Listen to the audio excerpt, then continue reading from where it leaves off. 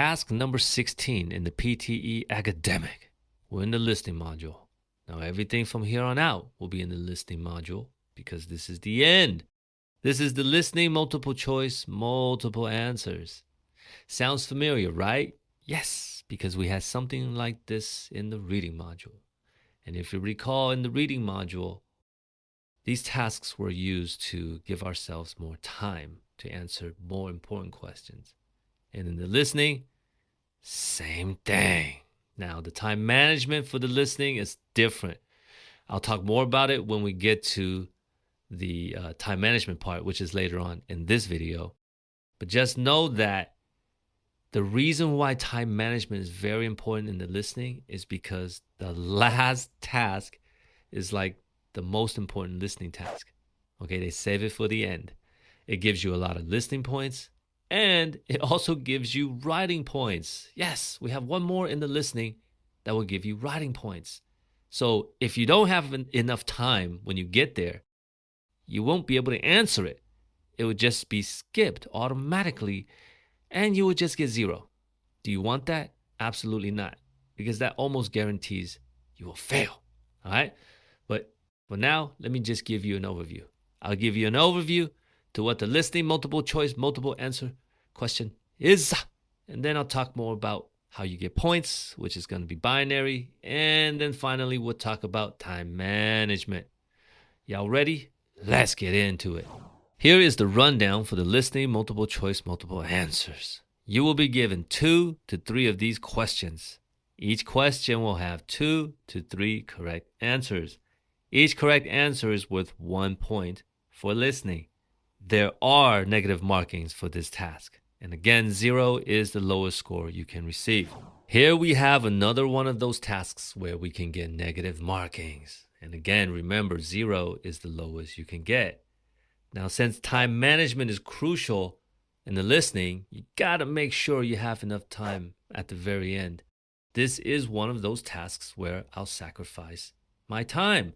However, it's not the same as the reading. So when we get there later in this video, I'll explain what I mean by that.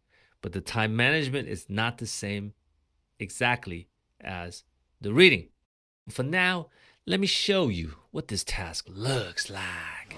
This is a screenshot from the official PTE mock exam. This is the closest we're going to get to seeing what the task looks like on the real exam. As you can see on the left side, we're going to have the audio player, and that's it.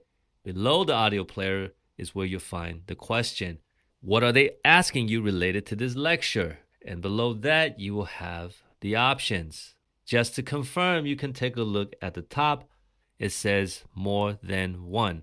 Automatically, you know that's going to be multiple choice, multiple answers. One thing I have to point out here, which is part of our strategy, is you can't skip the audio. You have to listen to the whole thing before you can press next. And that's why I say time management is different here. But for now, just make sure you keep an eye on the timer, and as soon as you're done, you press that next button. You see, this is why I say time management is different. Because in the reading module, no one's going to make me read the article. But in the listening, you can't skip the lecture. They make you listen to it. So if the lecture is a minute, you lose that minute just sitting there listening to it. It's a trap. We pay for the test, but we can't skip questions. How come? Yes. So I'll talk more about that right after I show you how we get points. So let's take a look at the score guide. It's very straightforward. Again, multiple choice, multiple answers. You get 2 to 3 of these. And you get 1 point for each correct response. But remember, for this one, because it's more than one possible answer, if you pick the wrong answer, you will lose 1 point. But 0 is the lowest. Okay, so that part is the same as the reading. You get +1 for the right answer, -1 for the wrong answer. So if you pick 2, 1 right, 1 wrong, +1, -1, you get 0. That part doesn't change. The part that does change is you can't skip the lecture. You have to listen to it. So if you listen to a minute of the lecture, and then afterwards, you read the options over and over to decide which one of these are correct. My goodness, do you know how much time you're going to spend here? And chances are, by the time you get to the last question, you'll either not have enough time or you'll not have any time. So both are not good for you. So what do I do for these tasks? For me, when I take the exam, I'm just experimenting. So I guess. I don't even look at the option that I'm picking.